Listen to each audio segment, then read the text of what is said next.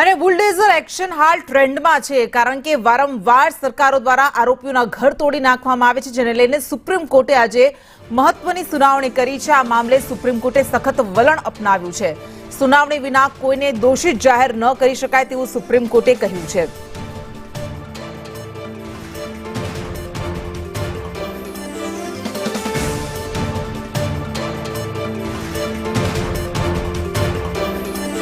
રાજ હોવું જોઈએ, supreme court તરફથી આ કહેવામાં આવ્યું છે। આ મહત્વનું સખત વલણ અપનાવવામાં આવ્યું છે સુપ્રીમ કોર્ટ દ્વારા।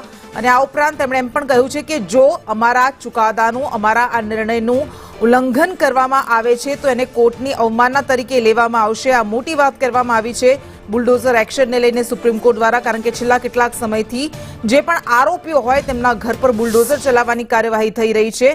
અને બધા વચ્ચે સુપ્રીમ કોર્ટે અધિકારીઓને કેટલાક મહત્વના પાઠ શીખવાડ્યા છે કે આરોપી હોવા પર તમે કોઈ વ્યક્તિનું ઘર ન તોડી શકો, દોષિત જાહેર ન કરી શકાય, દોષિત હોય તો પણ તેનું ઘર તમે ન તોડી શકો।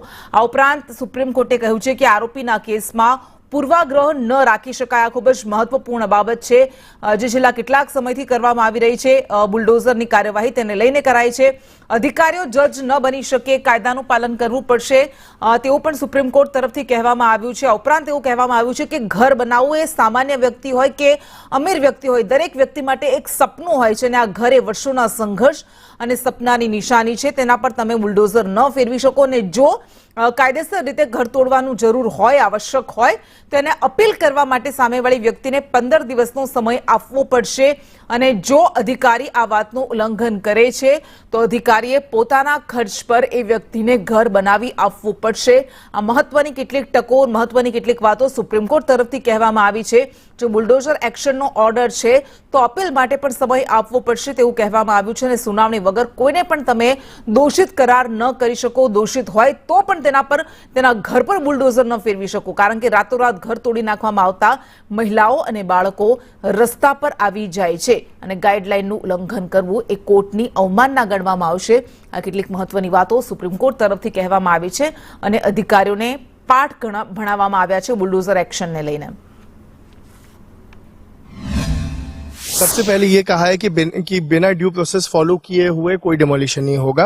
ड्यू प्रोसेस को एक्सपैंड किया है। ये कहा है कि साथ ही साथ कि एक नोटिस दिया जाएगा, नोटिस में ये लिखना पड़ेगा कि क्यों डिमोलिशन ही एक लौती एक्सरसाइज है जो की जा सकती है, उससे पहले कंपाउंड क्यों नहीं किया जा सकता है, फाइन क्यों नहीं लगाया जा सकती है।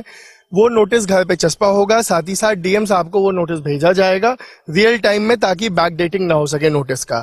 उसके बाद पर्सनल हियरिंग का वक्त दिया जाएगा लोगों को। जब वो पर्सनल हियरिंग के जो मिनट्स हैं वो भी रिकॉर्ड किए जाएंगे। और अगर ये होता है कि कोई चारा नहीं बचता डिमोलिशन का, तब जाके डिमोलिशन होगा और सिर्फ इनक्रोच पार्ट का डिमोलिशन होगा। तो मान लीजिए अगर आपका छज्जा आगे है नक्शे के हिसाब से, तो ये नहीं कि पूरा घर गिरा दिया जाएगा।